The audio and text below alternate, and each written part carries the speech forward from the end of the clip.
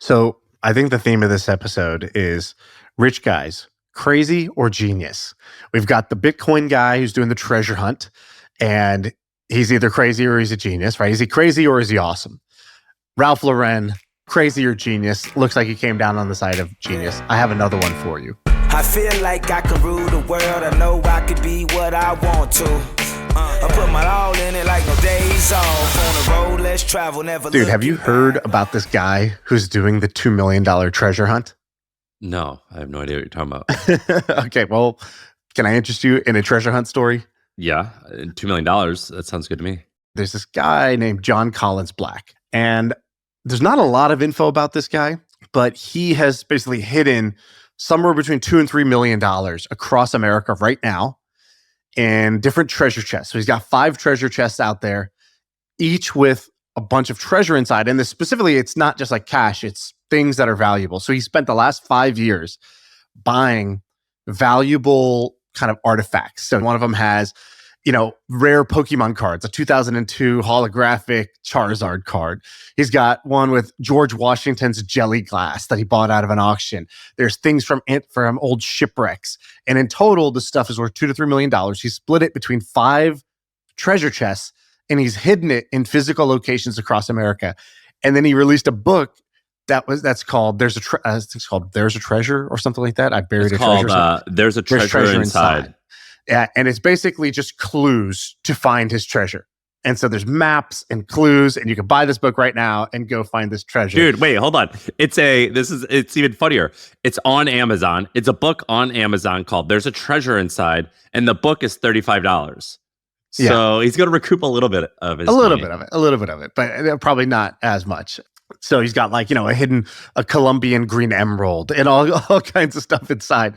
And I find this kind of fascinating. So this guy's story is interesting. He was like a musician in LA, and that didn't really work out. And then he was like, okay, he started creating websites for helping people find jobs, and that started going good. He used that to buy Bitcoin early-ish on.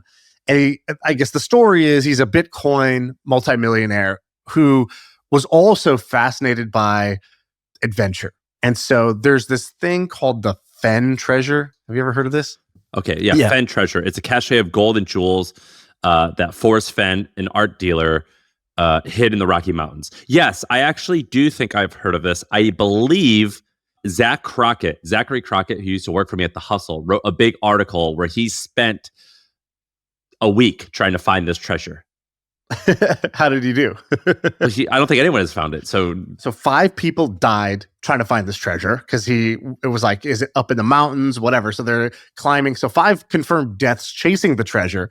Then he announces somebody found it. I think this was in 2020-ish, 2022.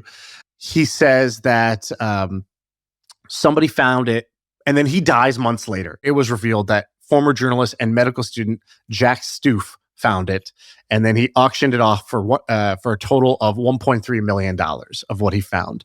And so this guy, Collins Black, was searching for that in 2020. And so he was like, during COVID, he had searched for the treasure.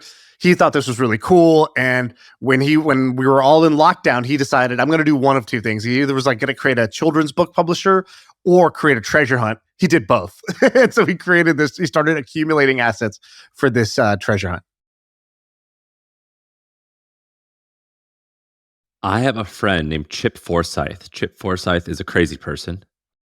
I've been friends with him for 10 years. His brother is AJ Forsyth, who started iCracked, if you remember iCracked.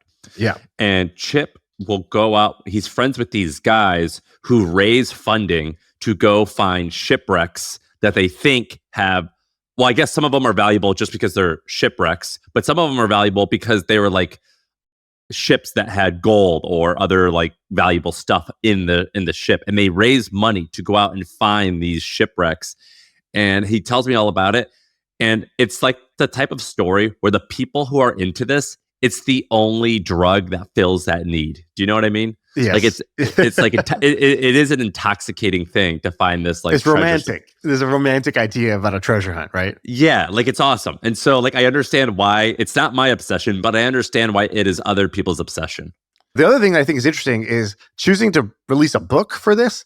I feel like there's a missed opportunity. I feel like he should have done something with TikTok or social media where I feel like there was a more viral way to release the clues or to let people unlock the clues or search for this thing together. Like a weekly or monthly announcement. Yeah, I don't know if you've seen, there's these things that go really, really viral on TikTok. It'll be like some woman telling this 39-part story of how her husband cheated on her.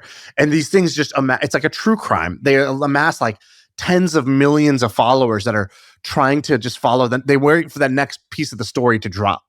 And I do think that there was probably a way to do this that somebody could do, which would be to do a bit of a treasure hunt, but use social media, use TikTok as a way to uncover the clues as they go.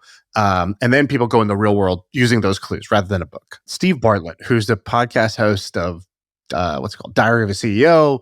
Before that, he had an ad agency or whatever. Before that, he worked for me back when he was maybe 19, 20 years old, 21 years old, something like that. He was just like a young guy that we had that was like a growth marketer. And his job was to come up with great growth ideas. One of the things that he did at the time that I remember was he grew his Twitter and Instagram accounts like crazy by doing a very simple thing. He was doing these like cash drops where he'd put just $200 in an envelope. And he would say at a college town, I think it was, he'd be like, we've dropped it here. He would post a video of him hiding it. And then there would be videos of people going and trying to search for it. And they would tweet where they hid it in some way. And then they would tweet people going and finding them. But I don't remember if it was him that did this or somebody else that was doing this. Dude, it was I'm going to start doing that. Effective strategy. That's a great idea. It was a great idea. And it was like $200. It wasn't even that much money that they were doing. And they were doing these mystery cash drops as a way to just generate hype. But the genius of it was the content that they created kind of before the drop and then after the drop of people searching it made it feel like a big deal. And then they would do the next one and the next one. I think it was just an account called like Mystery Cash Drop that was doing this, that was working, was getting really big. This was like 10 years ago. So I'm trying to remember. The guy who ran that account messaged me. He listens to the pod. You never heard of this guy, Mystery Cash Drop? This was before we even started the podcast. This is a long time ago. No, but he still does it. It was at Hidden Cash. I think that was Cash. One of these guys just messaged us. You don't remember this? And for some reason, it came into our world where I forget what happened. Someone tagged us on his Twitter thing, and he was like, "I love those guys." And then he DM'd me and just said, "Hey," something like that. So maybe I got this wrong. Maybe Steve wasn't the guy doing it. Maybe Steve showed me this and we were going to like copy this strategy. I don't remember the link. Steve definitely put me onto this because it was happening both in San Francisco and also in the UK. The account now is suspended for Hidden Cash, which I remember happened back then. It got suspended. I'm not 100% sure but why, but let me just read this article. This was back in 2014. So this is literally 10 years ago. It says, an anonymous benefactor has been leaving cash hidden across San Francisco, inviting strangers to find it via a series of clues. They left money under chairs in public parks, in stairways, or in public bathrooms. And they basically post a picture of them holding the cash and then like a zoomed in thing of where they put it. Like it's like under a toilet, but you don't know which toilet. And then their quote was, "I've made millions of dollars the last few years, more than I could ever imagine. And yet many friends of mine cannot afford to buy a home in the Bay Area. This has caused me quite a bit of reflection, and I'm determined to give away some of the money I make to charity and to do fun, creative things like this." And that he or she will leave it once or twice a week. Somebody should just do this again. This sounds 10 years ago. It would work today. I think this is awesome. I think I'm going to start doing this. The other day, it's like a hobby. It's like running. We're jogging. We're talking about like I think I'll pick up this hobby. It's like I want to play real life Willy Wonka. Like I just want to like start control. I just want to like start controlling people's lives $100 at a time and just seeing like if I can like make all the monkeys dance. That's kind of like what this is. It's like you're just like want to be a puppeteer $100 at a time a little bit, but it is like kind of fun. I think one of the problems is like you get that initial hit of like excitement and attention and everyone loves it, and then it's going to fade away. And then you're going to keep hiding the cash, but you're not going to get that same hit. So you're going to have to, it's like an addict. You have to do more in order to get that. So then you're like, it'd be a shame if somebody got hurt finding it, but that would make for a whole nother news cycle around this. And then you sort of, you just keep escalating the prizes and the danger involved. And it becomes weird after a while. It's like, hey, Willy Wonka, why do you have a chocolate river and invite children over all the time? Like, this is just dangerous. Do you know what I mean? Like at some point it's gonna be like, hey, can we go out to dinner and you not like hide $200 while we're walking into the restaurant? The funny thing is we're so old that like everybody who's listening to this that's like under the age of 25 is like, yeah, this is how every YouTuber tries to get famous, is doing this exact same thing. Yeah, they're like, and we're like, what are you gonna do next? Go give like a homeless guy $100 and film yourself like giving him a haircut, like that exactly. classic shtick. Exactly. I think maybe the takeaway is, what's old is new for some of these things. Like what the Hidden Cashes guy was doing, it's not really all that different than what Mr. Beast does and has done to great effect. All right, can I tell you a story about a different way to look at adventure? About someone who's like I'm obsessed over a little bit, and I think this person, of them, and I think I'll tell you a few facts that kind of like shock you, but also I think you're going to be into this person more than before. So the story is about a guy named Ralph Lifshitz. He was a Jewish kid from New York City, grew up, I believe, in the 30s, and the story is basically that he wanted to be an actor. He grew up poor, but he loved like seeing all these movie stars on TV. And he was like, I love that you can dress up and pretend to be another person.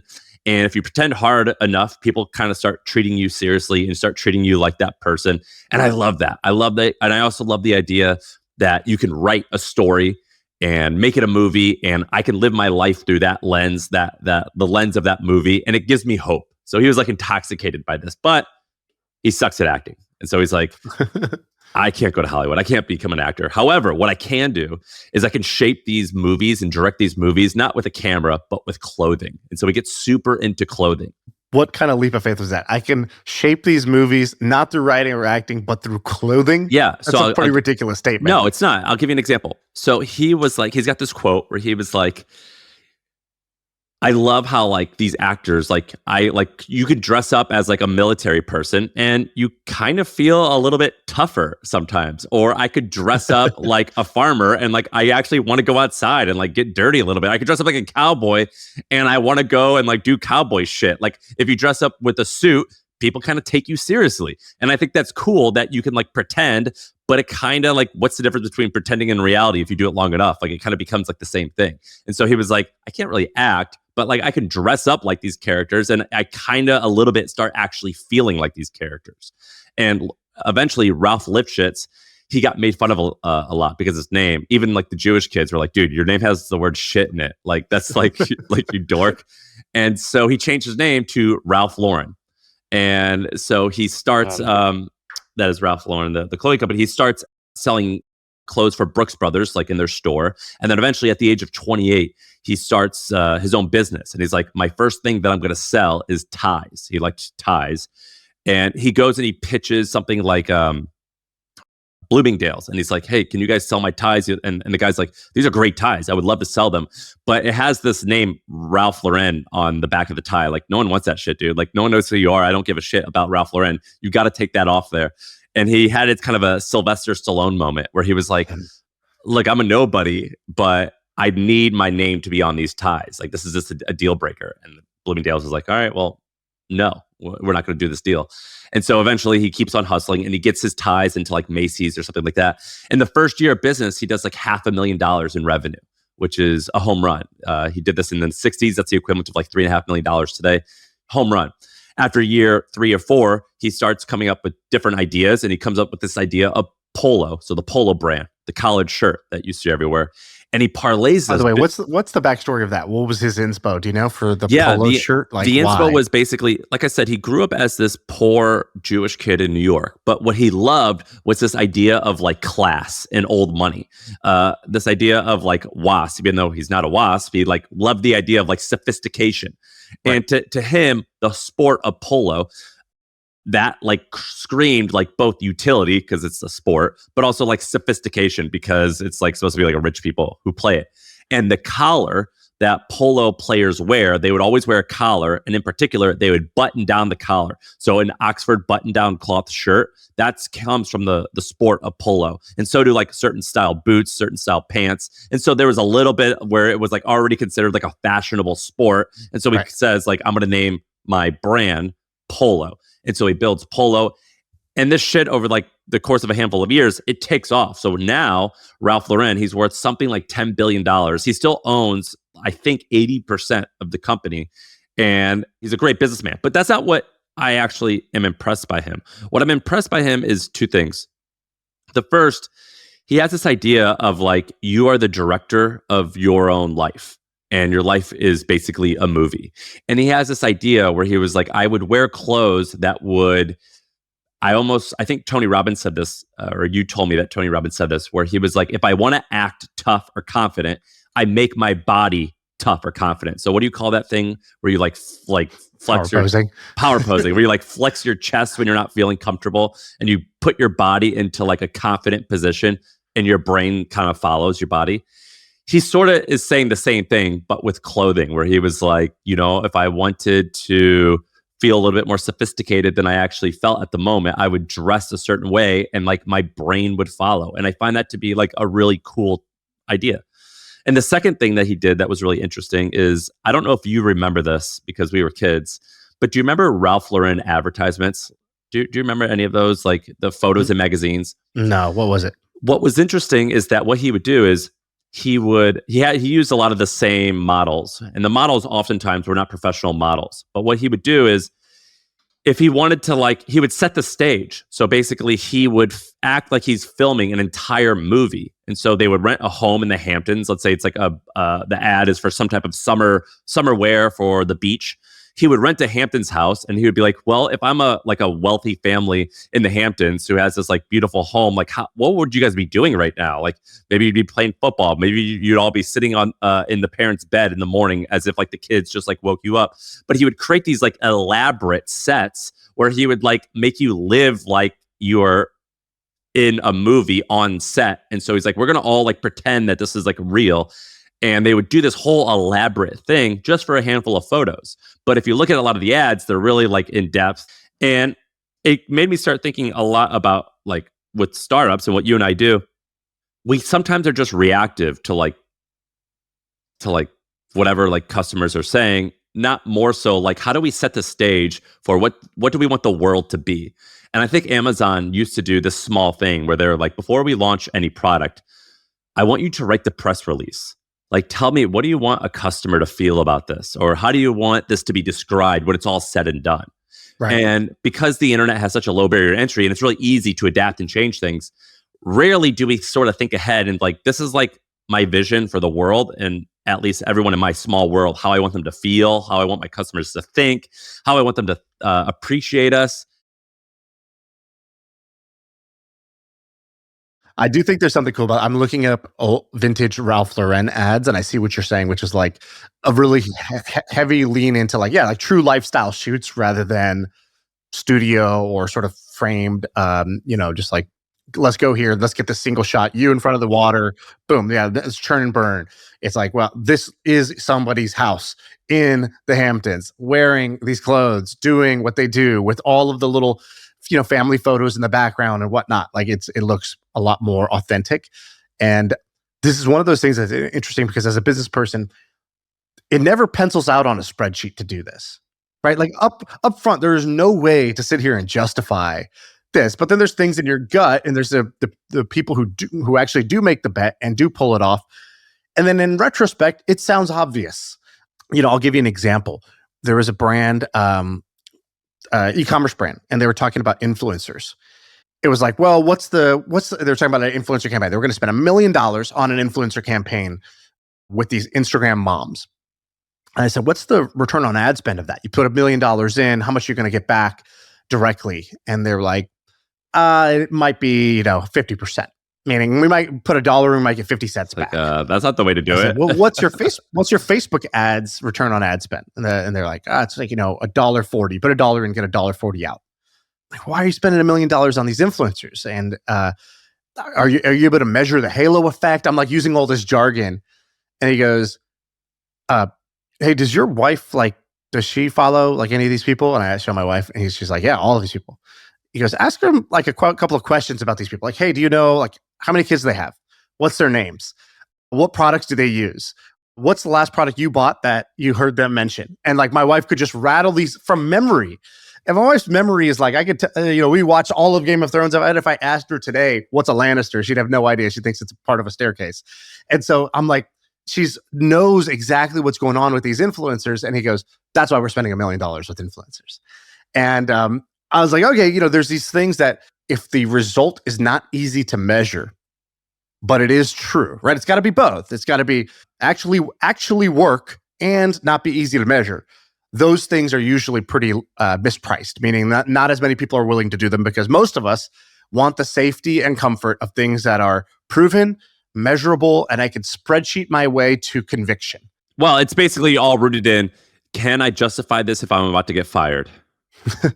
Yeah, or just even my own self-doubt, right? Even at like my companies, I'm not always thinking I'm going to get fired. Who's going to fire me? I own the company. But I don't want to be an idiot, and I don't want to lose it. I don't want to fail, and I don't want to lose money. And it takes courage to make bets. And courage is easier when you can when you can logic your way there, when you can spreadsheet your way there. Do you do any of these courageous bets that are non-spreadsheet?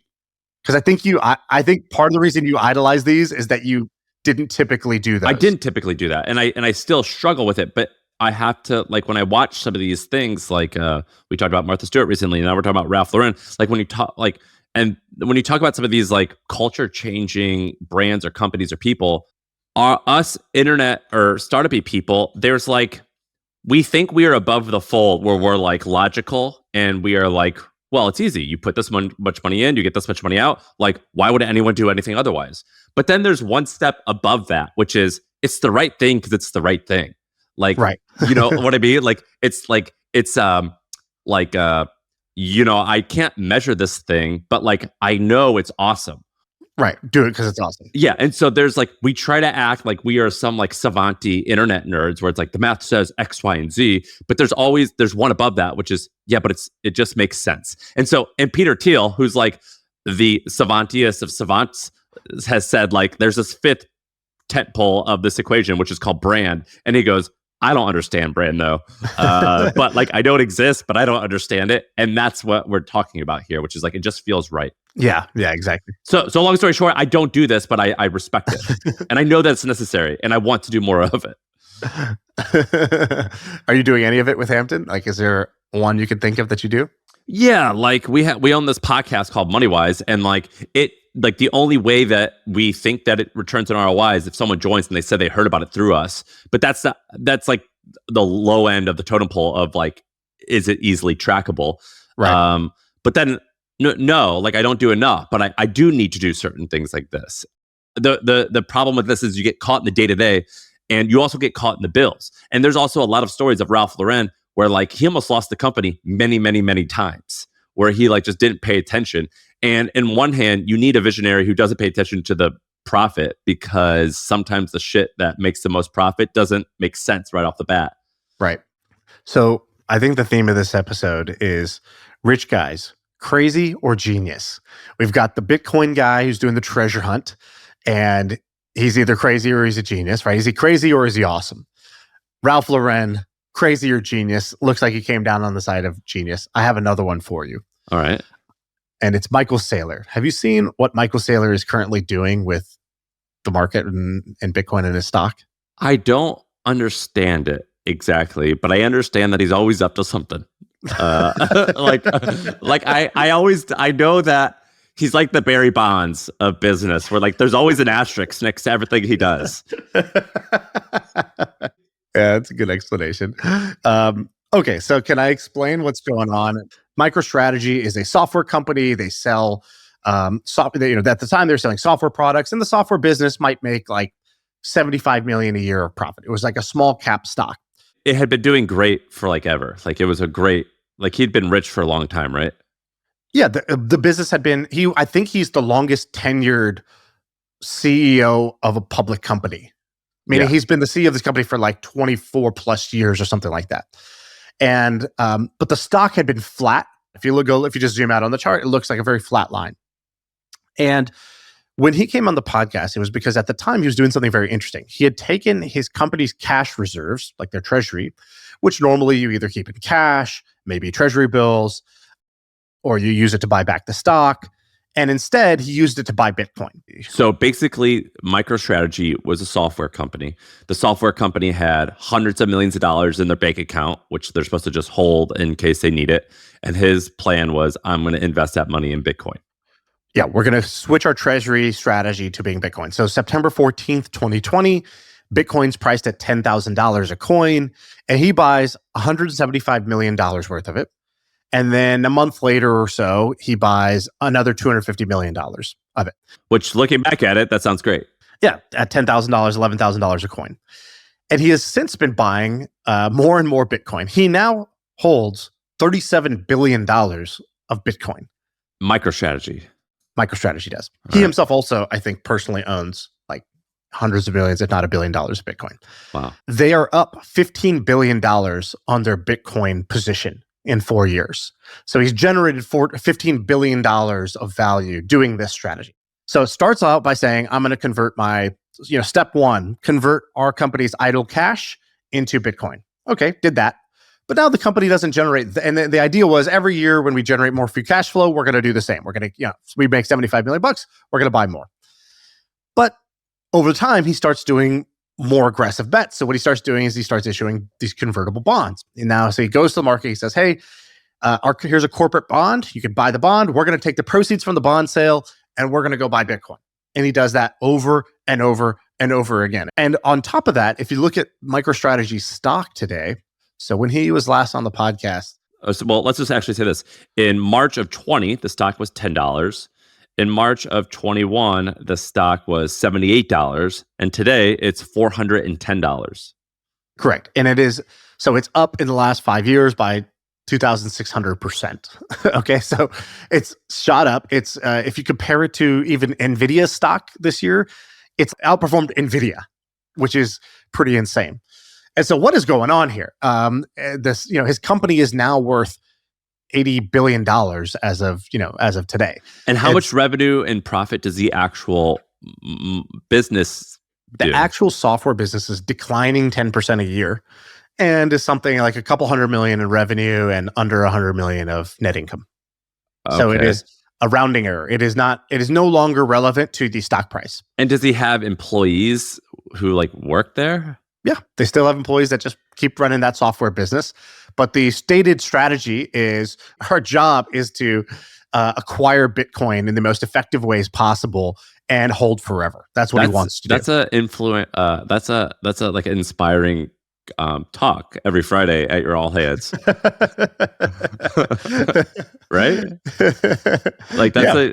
Bitcoin price is up. Great job, everybody. We did our job. And, to his credit, he's been buying throughout all the dips. So Bitcoin price went up to 60,000, then it goes down to 16,000. And even during that process, Bitcoin in December 2022, Bitcoin price is 17,000. He buys another 50 million. He buys another 14 million. He buys another 150 million. He has continued to buy throughout the whole process. And Bitcoin's at an all-time high. And as of today, he just bought another $5.4 billion of Bitcoin at the sort of all-time high prices. How did he have the money to do that? Again, he's raising money in these bonds. And so so what's interesting about this? Here's what I want to talk about is genius or crazy. I guess I hesitated to even bring this up because this is outside of my zone of competence, meaning I don't know corporate bond strategies. I don't know why. I don't know how options traders look at this. I don't know what the bond market is like. That is not something that I've spent 20 years of my career in. I'm a startup guy. Okay, so on one hand, unqualified to talk about this.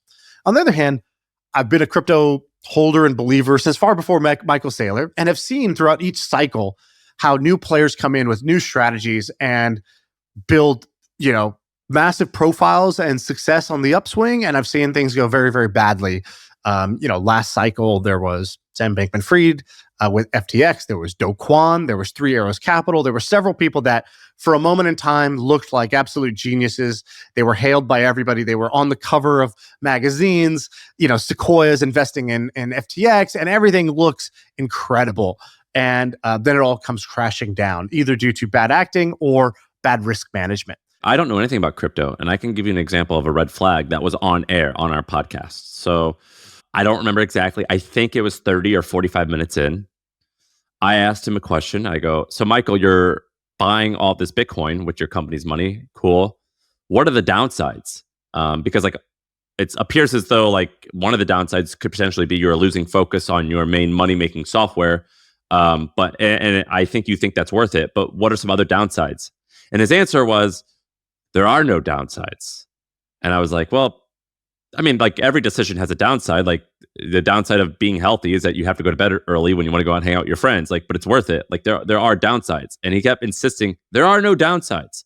And in my head, I thought, if you can't be honest to me about this, like pretty straightforward thing, is there anything else that you're being dishonest about? Yeah, so, there are no downsides, said every charlatan ever, right? That is can be a red flag. That doesn't mean it's damning. Now, it does not mean it's damning, but it was a red flag. Let me give you the generous interpretation of this. So I actually agree with Michael Saylor in one weird way when he said there's no downsides, which is that for him personally, there were really no downsides at the time. At that time, if you go back and you listen carefully to Michael Saylor's interviews, most of the interviews, he just talks about how he had the epiphany and he realized that Bitcoin is the way and he started doing it. The true story is that there's one like precursor to that epiphany, which was that he was stuck between a rock and a hard place. He had this software business that was successful, it was profitable, and I think at the time it was even, had shown growth or had been showing growth over the last 10 years. And he was getting zero credit in the stock market for it. And he's like, what am I supposed to do? Like, we're a successful company. Yeah. We've been operating successfully for 15 plus years, and the market is basically saying, give us back the cash. We will not value you for any of the cash you have on hand. You should just give it back to us. We're going to give you no stock credit for how you might invest it, how you might use that cash, how you might grow your business. We're going to give you zero credit for it. And so he had this problem, which was no matter what he did with his company at the time, he couldn't get the stock price to go up. He couldn't increase shareholder value. And so he had, in some ways, nothing to lose because he was stuck. And he had been stuck in this plateau for so long. And the market, he says in some interviews, like, the market was giving me a very clear message. We don't believe that you can invest this cash in any way that's going to grow your business.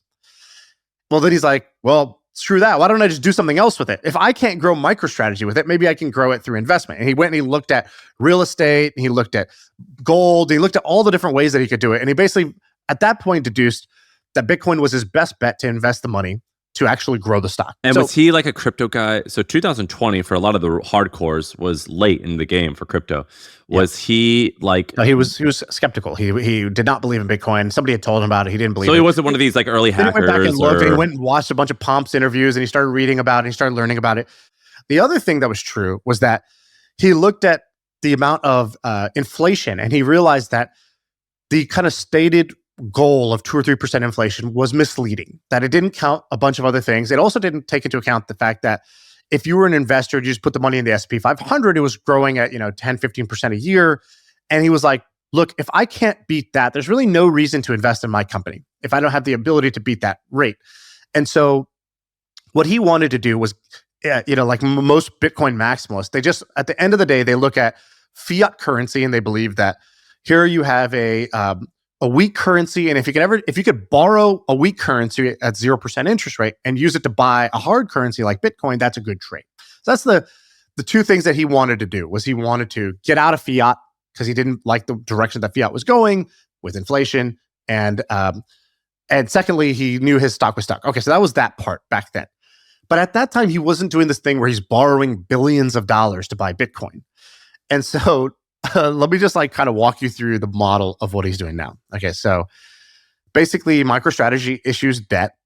They use that convertible bond, corporate bond. And so that today, they just did a $5 billion whatever corporate bond offering. Who'd they raise it from? Bond buyers, the bond market. So there's trillions of dollars that get invested in bonds. And one of the things, you might say, why are people buying a MicroStrategy bond? Is it because of the underlying business? And it was versus just buying Bitcoin themselves, or just buy Bitcoin themselves. So the arbitrage is that he realized there's a $1 trillion plus market of people who buy bonds, that because of their structure, they're not allowed to buy securities. So they can't buy stocks, they can't buy real estate, they can't buy Bitcoin directly, they can't buy the Bitcoin ETF. So the bond market cannot access Bitcoin unless they access it through a bond. Got it. That's interesting. The mandate of those funds is that they can only buy bonds. That's why people gave them the money, was you're going to buy bonds. It's a 0% interest rate, but you can convert the bond into MicroStrategy stock at a certain price, at $300, $400, $500, $600 a share, higher than the current price of the thing. So it's like a long-term call option on MicroStrategy. Okay. So if you were in the bond market and you wanted access to Bitcoin, but your bylaws and your mandate does not allow you to buy Bitcoin directly, then that's a crazy loophole. That's a crazy loophole. Supply demand. So he's the only supply on the market to absorb this demand that's there to get access to Bitcoin type of yield. It's by issuing these things. Okay, so that's the first part. So then he buys Bitcoin, and he goes and he tells the whole market, I'm a forever buyer of Bitcoin. I will increasingly be buying billions and billions of dollars of Bitcoin. I'm doing it at the market price, and I will continue doing that. That instills a bunch of confidence in the Bitcoin market, because Bitcoin says, wow, there's this whale who says, I don't give a damn. I'm doing this. I'm deep pocketed, and I'm going to keep doing this. And so he takes supply off the market. He signals to the market that I'm a forever holder. And he says, I'm going to keep buying bigger and bigger amounts as we go. So the Bitcoin price goes up. So now Bitcoin price goes up, which then causes his stock to go up, because his stock is based on the fact that they have $30 billion of Bitcoin sitting there. And the stock goes up, and then he sells more equity at a premium, and he buys even more Bitcoin. Now he's selling equity shares to buy Bitcoin. Rinse and repeat. Is he selling any of his equity in the company? I don't know. I'm not sure. And is he liable for any of these convertible bonds or these bonds? No, it's not like a personal guarantee. No, it's a corporate bond. If this goes south and this collapses, then his net worth, which is highly based on his holdings of MicroStrategy, are going to go down, right? And his reputation and everything else. And what's his net worth now? How much of MicroStrategy does he own? He owns 9.9% of MicroStrategy. So as of today, just off MicroStrategy, he's worth $8 billion. Okay. In 2020, the company was worth $1.4 billion. So he was worth a measly $140 million. So he's grown from $140 million net worth, assuming that is his only money, which it probably isn't, all the way up to close to $10 billion. So it definitely had asymmetric upside versus downside for him, right? Like hitching his wagon to the Bitcoin rocket ship represented a way for him to go explode up in a good way, in a way that he was never going to be able to do with just MicroStrategy, the declining software business. At the same time, there obviously is reputational risk and there's capital risk. Now, okay, so how is it going? They've basically acquired almost 400,000 Bitcoin.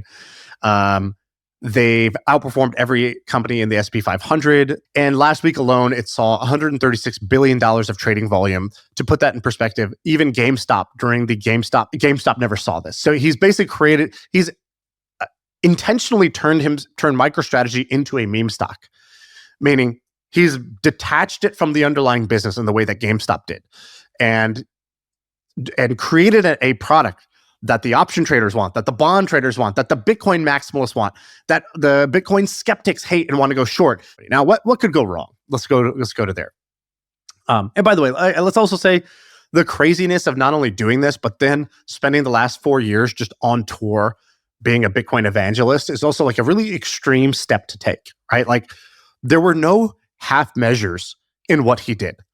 This is a sort of Elon Musk style, all in, reputationally all in, financially all in. And he has that personality. He's got the types of, I don't know him other than the 60 minutes we spent virtually with him, but he seemed like he had the personality where he's super high IQ, super low, like emotional, normal human emotions, where he's like, right, but it makes sense. The math says this. Therefore, I do that, even if that is a ridiculous thing to most people's standards. High IQ, high T count. Yeah, like he ponies up. Okay, so now what's at the same time, maybe I'm just like a PTSD'd from past crypto cycles, but like I mentioned, every crypto cycle, this happens. Somebody gets uber aggressive. They're seen as a genius. They overextend or they commit malpractice and they come crashing down when the cycle, inevitably, these things are all cyclical when it goes down. Last cycle, it was FTX, it was Do Kwon, it was Three Arrows Capital. These were multi-billion-dollar vehicles that were created very quickly. They burned bright and then they fizzled out due to one of those two reasons. So I'm on the lookout right now. Bitcoin's at an all-time high. Instead of just jubilation, I'm just keeping an eye out. Fool me once, shame on you. Fool me twice, shame on me, type of thing. So I'm just keeping an eye on what might it be this cycle. On the other side, he's made a couple of genius calls. So back in, I want to say, when was it? 2007-ish timeframe. There's a bunch of interviews of Michael Saylor talking about Apple. maybe 2012. And he basically is talking about, he's on a thing and he's like, Apple's going to go to $2,000 a share. And he's like, you don't understand what's happening. Apple is the same way that he's talking about Bitcoin, how Bitcoin is this, the greatest invention ever, how it's going to be millions of dollars a coin. He was talking about Apple the same way. He's like, you have a supercomputer in your pocket. Do you understand what this means? You know that 4 billion people are going to be carrying this thing around, and that Apple's going to be making all the numbers just sounded insane to people at the time. And when he was talking about it, and it's all come true. Like his entire bet on Apple. He's like, I don't know why you would own any stock besides Apple. And like, if you had listened to Michael Saylor at that time, so he's always had this like, you all are stupid. This is obvious, and he's right sometimes. Yeah, I mean, I don't know. These are oversimplifications, but yeah, like I guess the guy's fascinating. He is a fascinating guy. I think he's described him well. He's extremely high IQ. He's extremely high cojones, and when he gets conviction on something, he sounds insane. And so, okay, I think the main thing is where does this go wrong? So I think the main place it goes wrong, obviously, if Bitcoin's price starts to crash, the problem will be if, for whatever reason, MicroStrategy stock, which today trades at like a 2.5 times multiple of NAV. NAV is the net asset value, so like the underlying asset that it holds, right? It owns $33 billion of Bitcoin. So the question is, why is it an $83 billion company? Which is what you think it should be. It should, if you own, it should be like a $35 billion company. Yeah, it should be whatever the asset is, plus like the multiple of profit for software. It's a Bitcoin holding and acquisition company. And so maybe you say, okay, here's its holdings, great. And then on top of that, maybe there's some premium for the fact that it's able to acquire them on leverage. It could do things that a Bitcoin ETF can't, right? So a Bitcoin ETF can't issue a bond. It is different. But the question is 2.5x the right multiple? Yeah, that's crazy. And the question is, the down spiral looks like this. The unwinding looks like this, which is MicroStrategy, for whatever reason, either because Bitcoin price goes down or the stock market just changes its tune on it, starts to not trade at such a premium to the NAV. And now all this money that it's borrowed, these bonds expire 2027, 2028, 2029. If those were to convert, he would be forced into selling Bitcoin. And once he becomes a forced seller, now the whole Bitcoin market will start to crash because it'll say, oh my God, MicroStrategy is going to have to unwind its entire Bitcoin position. That's going to be $35 billion or more of Bitcoin hitting the market. How much is Bitcoin worth? Like what percentage of a player is he? He owns about 1% of the Bitcoin float today, and he's trying to get 2% basically. Dude, this guy's intense. Yeah, this guy's. So I guess my short story is I don't know what's going to happen. I guess my disclaimer is this: I do not know what's going to happen. More than that, I'm a novice when it comes to this. However, I've been in a few crypto cycles before, and I've seen in every single crypto cycle, when crypto goes up, somebody starts being very aggressive, acquiring, buying crypto, using leverage, like he's doing right now. It hasn't ended well in previous cycles. And right now, everybody is calling this the infinite money glitch. You go on YouTube, you search MicroStrategy, infinite money glitch. He's a god. He's the best. And it always makes you wonder, what is the scenario where this unravels? And do I believe that could come true here? There is no strategy that is risk-free. There is no free lunch. And I think that right now, the entire narrative is about how this is a free lunch, how this is a free money glitch. And I don't believe that. I don't know enough to know the specifics about this, but my spidey sense is tingling. Who's the most conservative Bitcoin? Conservative being like they're rational and they could explain the pros and the cons without being overly emotional. Who's that in the Bitcoin world? So that's a good question. Who do I trust the most to have a rational opinion about Bitcoin? That is a great question. Yeah. There's this guy like Andreas Antonopoulos, who I believe is that, but he's a technologist. So you listen to him about how Bitcoin as a technology has great potential. So, you read his book, which is called The Internet of Money, and he's extremely rational and he's a good faith actor. Who's the person that's like, if we all buy into this and if it works, the upside is this, but if we don't, the downside is this, and this is, and like, who just says like here's all the potential. I think a lot of people say that. I think a lot of people understand this. Right? A lot of people say like, look, Bitcoin has these properties. It could become X. It could become the next gold. Actually, most people fall into the bucket of they don't price that as 100% certainty, right? They say it's possible. And there's a potential for that. That's why I own some of it, but I don't put my entire net worth in it. And it is also possible that it doesn't get adopted, or that there's a technical flaw, or that governments beat it down in these ways, or that it becomes unpopular for these reasons. And that's the risk in this, right? Like there's a bunch of people that feel that. Those vocal thought leader rationalists, what do they say about Michael Saylor? They don't take a position. Like right now, even as I'm saying this, I'm thinking to myself, yeah, I'm going to go cut this in post, because why take a position? What's the upside? The upside is, well, there is some upside. I might be right a few years from now. You're going to look good by like predicting things. And there's also the upside of like just doing what's right and telling everyone, don't waste your fucking money on this thing. Yeah, but I guess it's, you have to be A, smart enough to understand it. B, you have to have the desire to like look right by putting your neck on the line with a prediction.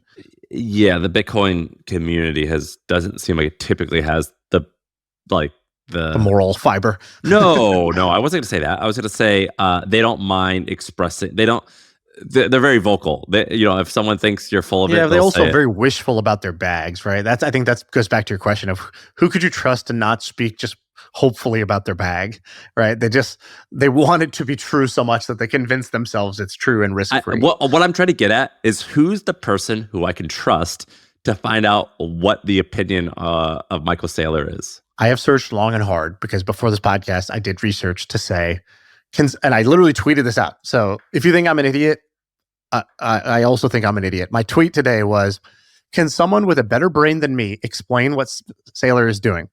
A, no strategy is without risk. What are the risks? What is the math? If Bitcoin drops to X dollars, it becomes a problem.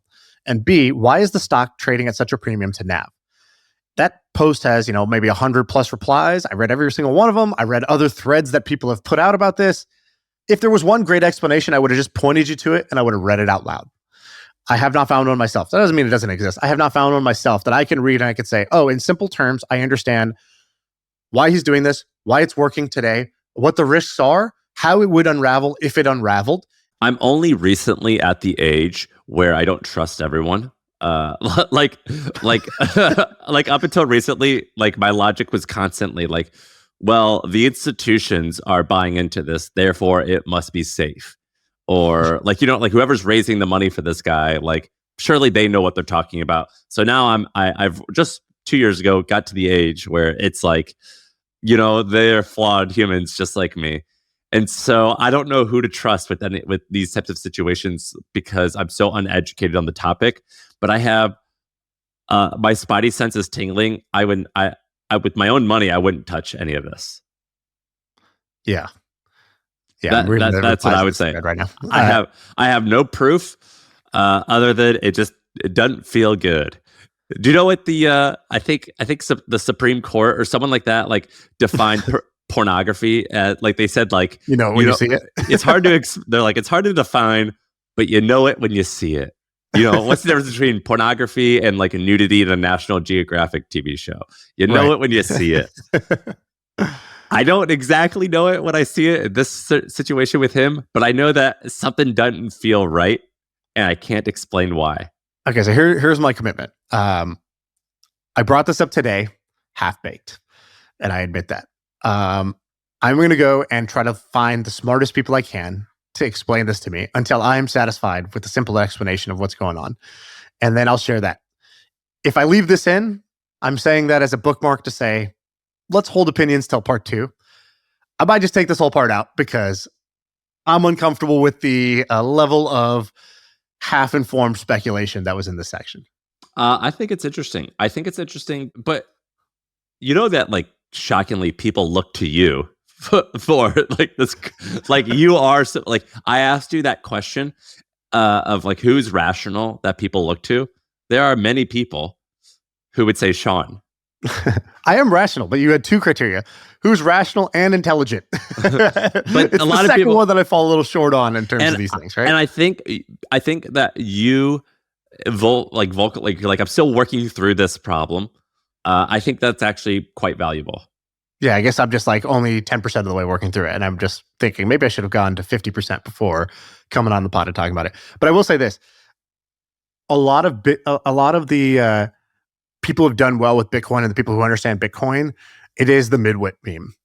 Like they look at Bitcoin and they look at all the information and then they reduce it down into a very simple way of looking at things. And the simple way of looking at things, which is either it's a better version of gold, and so it'll be it's a tech improvement on gold. There's people who reduce it down and basically just say, would I rather have hard money or soft money? Meaning, would I rather save wealth would I rather store wealth in a currency that can't inflate mathematically, or a currency that will inflate?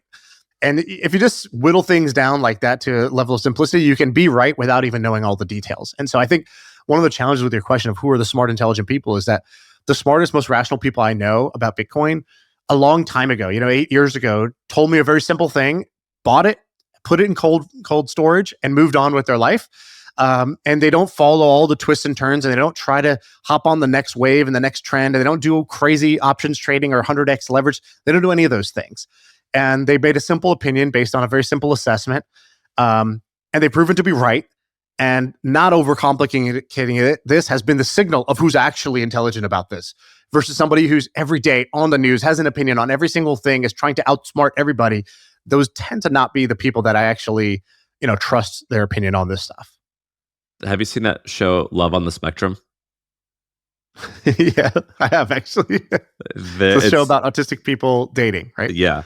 And there's this one episode where a guy's dating this girl, and he was like, do you like tacos? And she goes, yeah, I like chicken and cheese. And he was like, I don't have anything else to say, but I want to let you know I'm having a good time.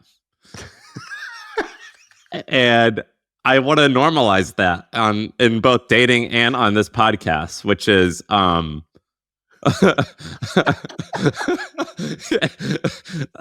and that's sort of how I feel right now, which is I don't have anything else to say, but I want to let you know I really enjoy this topic. That's it. That's the vibe.